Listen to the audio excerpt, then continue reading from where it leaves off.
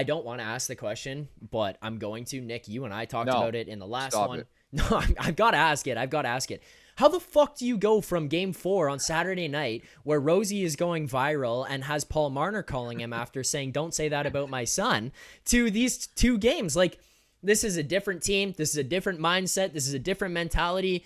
Like, Nick, is this somebody going in the room and just saying, "Wake the fuck up. This is the playoffs"? Is this the attitude that was brought in by True Living, the signings that he brought that said, "We're going to play hockey. We're going to play the right way, and we're going down swinging"?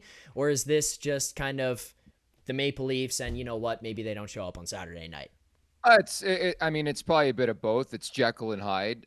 We love galvanizing moments in the hockey world. So the Morgan Riley play on Ridley Gregg, and I think we look at Willie Nylander's comments on the bench to Mitch Marner as a galvanizing moment. I think on top of that, and Rosie can speak to this, they're playing like a team who is playing for their goalie right now, Yeah. taking nothing away from Ilya Samsonov, but just the fucking buy-in, the urgency, the purpose. That they're blocking shots, they're getting the puck out of the zone, like.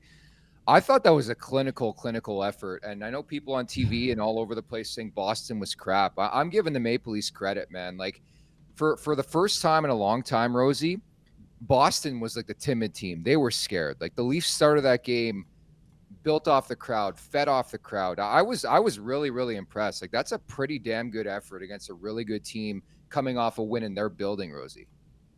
It really was. And like looking forward to game 7 for the first time in like a long time, I'm confident in this group. I just I'm not worried. I'm not nervous, and that reverberates through all of Leafs Nation. And to be honest with you, it was in the locker room. They were nervous all the time in the playoffs. They were scared to make a mistake. They were scared to move sometimes. And I do not know what switched, but the last 2 games, they have just been, you say playing for their goalie. I just think they're playing for each other, but 100% there's something tangible there. They are putting the hammer down, like every little 6-foot puck battle where they used to just kind of like glide in and see if they could kind of whack it so the guy didn't quite have possession. And half the time he would just get possession, half the time it would just blow up, whatever. Now they're getting there first and getting their body in between it and just doing all those little things, man, that add up so much. And the way the offense isn't coming, it's just a matter of time. But everything else that you wanted this team to be since the beginning of the Tree Living hire and the first move that he made, the team that this was supposed to be has finally showed up the last 2 games. And like you say, there was nothing fluky about it.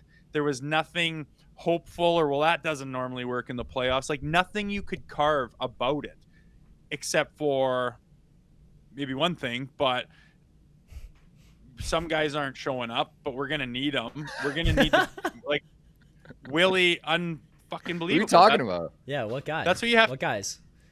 Marner can't even catch a pass. Here we go. He can't even catch a pass. He's useless out there, man. I remember like with 4 or 5 minutes left and we're decide just to box out to the outside and flip it to the neutral zone for 8 straight minutes. I'm like, oh my God, like this probably is not going to work for that amount of time. But a wrapped puck comes to his half wall. He's kind of got a guy on his hip. It's rolling right up to his stick. You think he's just being patient, waiting for it to chip it by the D-man. He just doesn't fucking touch it and just curls and lets the D-man take it and walk it down the wall. I was like, what? I thought it was a glitch. And then he kind of turns and I see number 16 and it's just like, but anyway, there's time for guys to get going and Willie just stepped up.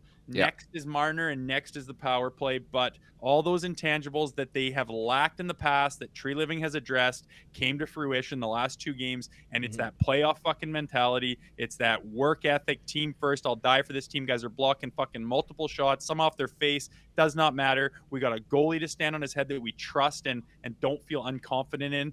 And that was just a beautiful thing, man. Both games, and we have the momentum going into game 7. It is not going to be easy. It's going to be a goddamn battle, and they're going to throw the kitchen sink at you, and they're going to be desperate. But I honestly think that little seed of doubt has completely switched for once.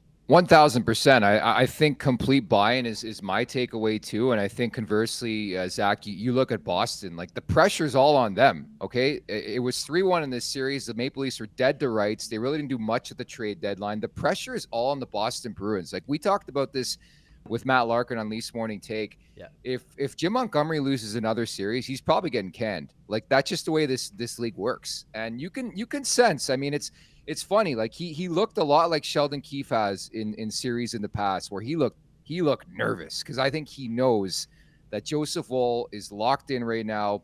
The Maple Leafs are locked in.